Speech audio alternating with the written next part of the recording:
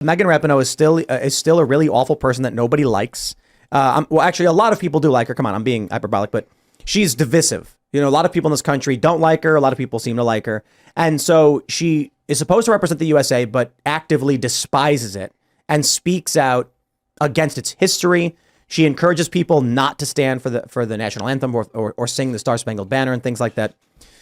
If you're going overseas to represent the USA, you should be proudly representing the USA. If you don't like this country, you should not be in this position.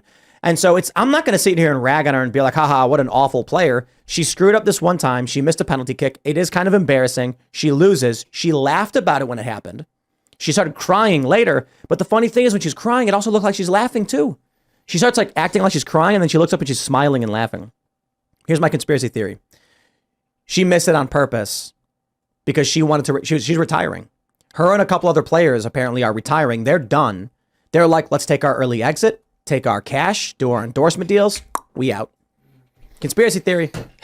That's an interesting one. I don't know how that would help with endorsements to not three-peat. Because she's a grifting leftist activist. She gets endorsements not based on the fact that she's winning games. She's coming out and saying whatever the left wants to hear. I mean, it's not impossible. But she's already rich too. Yeah. She's working with Victoria's Secret. She's part of their like more inclusive lady campaign. I'm not really sure what it's about. Yeah, people were really mad when they picked her in particular. Victoria's Secret bring back hot models. Right. I mean, maybe she wants to have an early exit from soccer so she can get in on the final year of the Biden administration. She's been there talking about inequalities in women's sports pay because obviously women's soccer makes so much money that we can justify these kinds of complaints.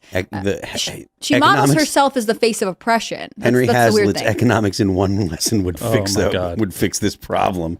No, but the thing is, she's the kind of person from the quotes that I've read of her talking about how you can't escape inequality who would say like, no, I don't believe you. The things that I feel are more important than any kind of logic. Frustrating. We have two potentialities here. Megan Rapinoe is bad. You know, she has won in the past, but how do you screw up? What is all these articles are talking about how it's a penalty kick, it's an easy shot, and she went over the net and lost. So is she just not the person for this game? Is she not the person that people should be cheering for? Is she not that good?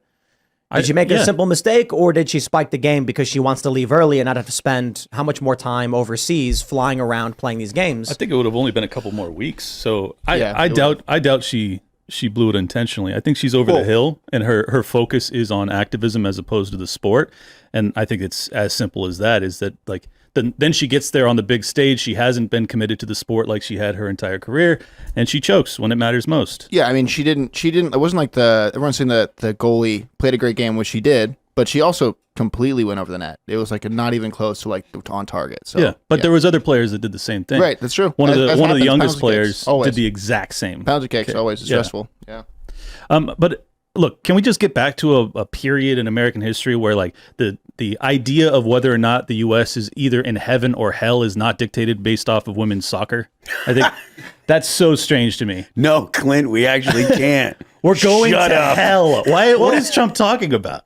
Well, there's another story that was going on for a couple of days. Joe Rogan drinking Bud Light and numerous times on his show saying that's like silly and who cares and stuff like that. But I think it matters. I think when you see Megan Rapinoe trying to represent a sect of American politics instead of the United States, that's the corruption that we have to say no to and reject. The person who goes and represents the United States should say something like, I am deeply critical of this country's history, but I am here to represent those who both love and are critical. And for all of all of the people in the United States who may disagree with me, just know that I'm going to win this for you too. And that's what's supposed to be representing everybody. She doesn't. She hates us. Her criticism, she has ample opportunity to let people know that she's critical without doing it when she's representing the United States when she's overseas. You can have whatever opinion you want, but when you're out actually being a representative of the United States, you should not trash the United States.